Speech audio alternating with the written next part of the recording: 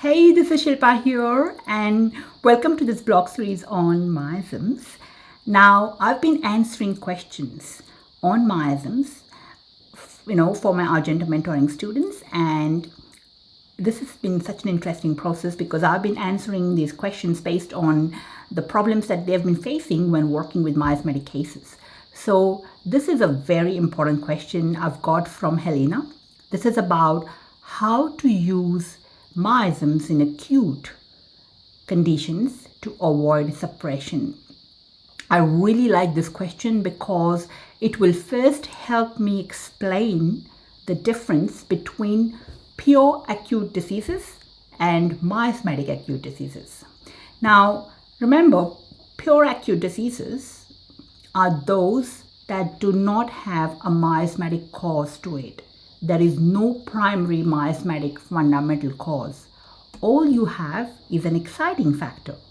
So you simply use acute remedies that cover the acute peculiar indications and ideally the recent exciting cause, which the patient remembers quite clearly.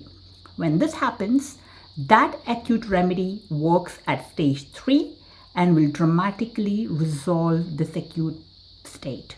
And that's why we all love acutes. If they are clear, if they have been very recent and there is no miasmatic base to it, it's one of the much more worthwhile, rewarding states to really work with.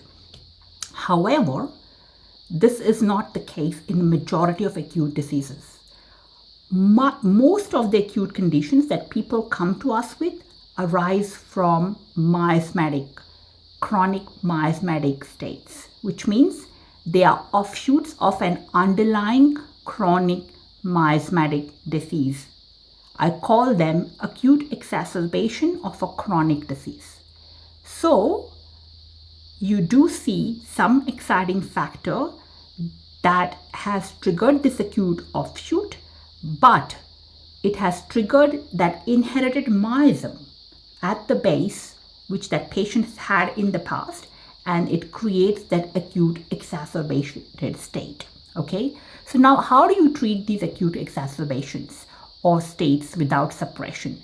Because even though you see this acute, it's sort of a seemingly acute state. It is a part of a chronic disease. So the question is, how do you treat these acute exacerbations or states without suppression?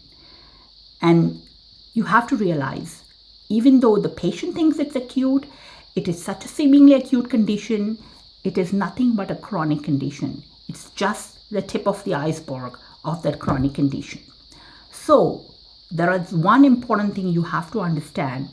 Suppression will occur if you just treat this acute exacerbation or state with an acute remedy without considering or treating the chronic fundamental miasmatic cause from which it emerges.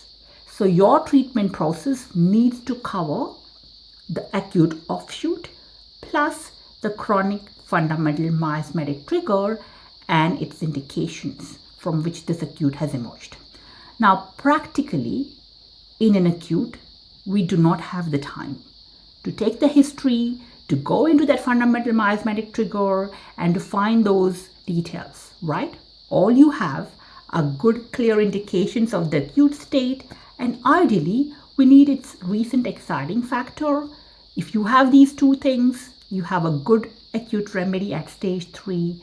This remedy will remove the acute state. This process is similar to how you treat the pure acute diseases, but it doesn't stop here. In the follow-ups, you now need to explore and trace the fundamental miasmatic trigger and its latent indications at stage 4 to cover the chronic miasm.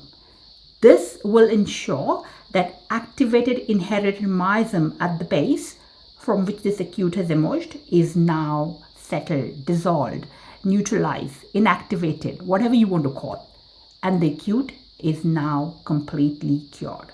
This is very important. If this does not happen, then you will get what we call as incomplete cures. That's the whole idea what Hahnemann was talking about when he, went on to discover this miasmatic theory, right? So the acute state will now recur periodically with much more intensity and frequency. And in the future, it may or may not respond to the same acute remedy that you've given. In short, this chronic miasmatic disease from which the acute is emerging will continue to go more and more intense, progress and run its disease course. This is what can happen. Now, when this goes on, there are a few things that happen. There is a much more likelihood of suppression. Why? Because one, you are desperate. And so you start throwing partial remedies and therapeutics and whatnot with desperation because the patient is not responding to the remedy that's working well, the acute remedy that worked well in the past, right? And the patient also gets desperate.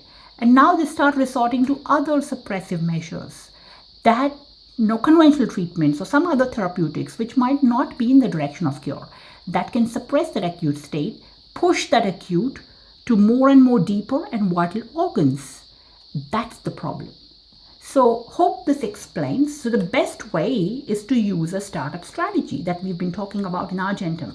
You just follow up or complement that acute remedy with an anti-miasmatic remedy that covers the fundamental miasmatic trigger or the latent miasm, and then these two combinations will make sure that you have got your acute under control.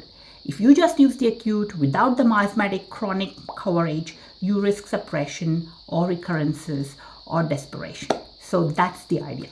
Hope that helps, Helena, and thank you so much for your question. And yeah, I would love to hear your thoughts as well. Put them below and we'll go on to more questions in the coming videos. Thank you very much.